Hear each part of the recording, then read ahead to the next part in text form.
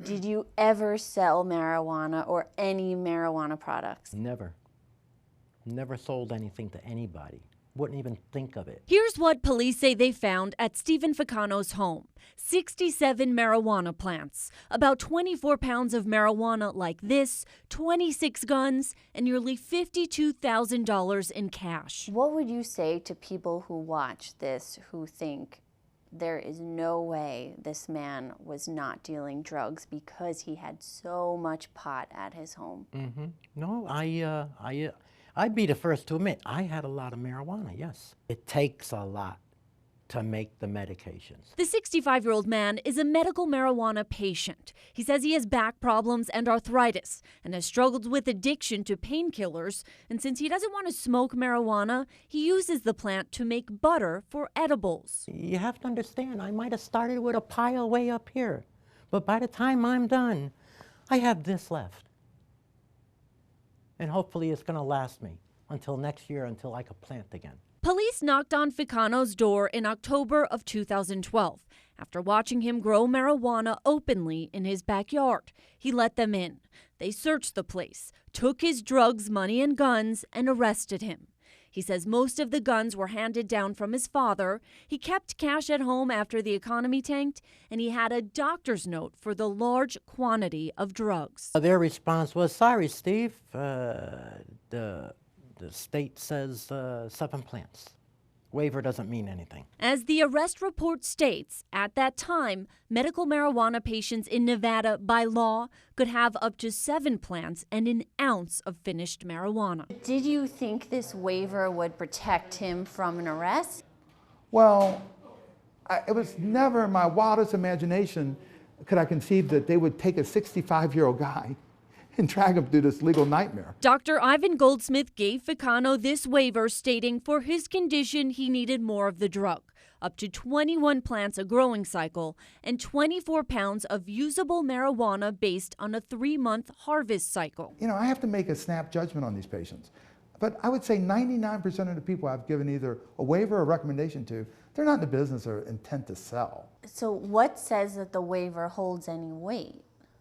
Well, you're technically in this gray area, whether or not the waiver holds any weight. It's the physician's word against the government's word. Goldsmith says the law prevents him from giving medical marijuana patients like Ficano more advice. My job's to be the dumb doctor sitting there making the recommendation. The Clark County District Attorney released this statement to 8 News Now about Ficano's case, which says in part, a medical waiver does not absolutely relieve a medical marijuana card holder from legal responsibility. It is not an absolute defense.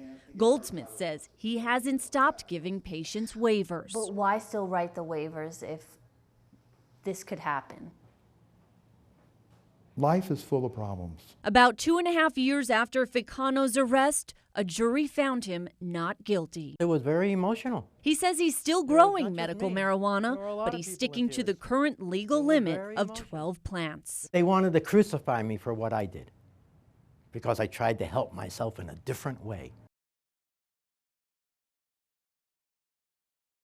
I don't think people have any clue how civil forfeiture works until they're involved in it, and then they can't believe it works this way. Attorney Dustin Marcello represents Stephen Ficano, a medical marijuana patient slapped with 2 felony drug charges until a jury found him not guilty in May.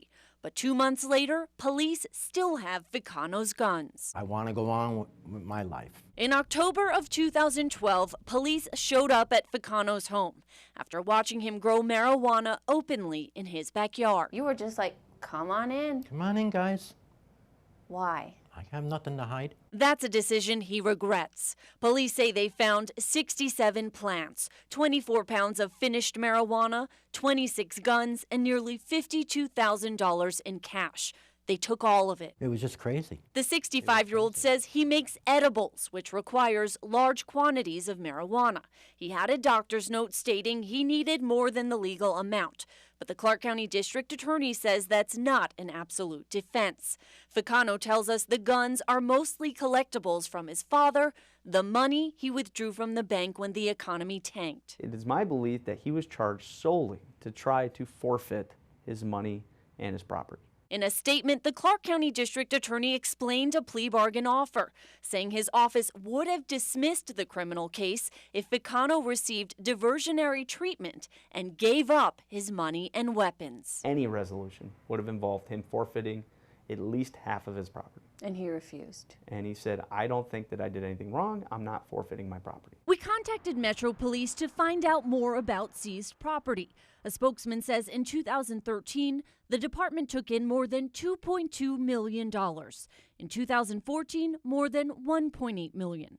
According to state law, the school district gets 70% of any money remaining in an account at the end of the fiscal year. Police keep 30%. This is a source of revenue for police departments nationwide. After the verdict, Ficano was given his money back. In his statement, the district attorney wrote, his office quickly entered into a stipulation which allowed for the return of all property, and it is his understanding Metro has its own policies to the release of firearms, and the decision to release Mr. Ficano's weapons lies with Metro. I'm very concerned about the condition of them. Ficano may not get his guns back after all. A Metro Police spokesman points to this federal law. A person who is an unlawful user or is addicted to a controlled substance is prohibited from owning firearms.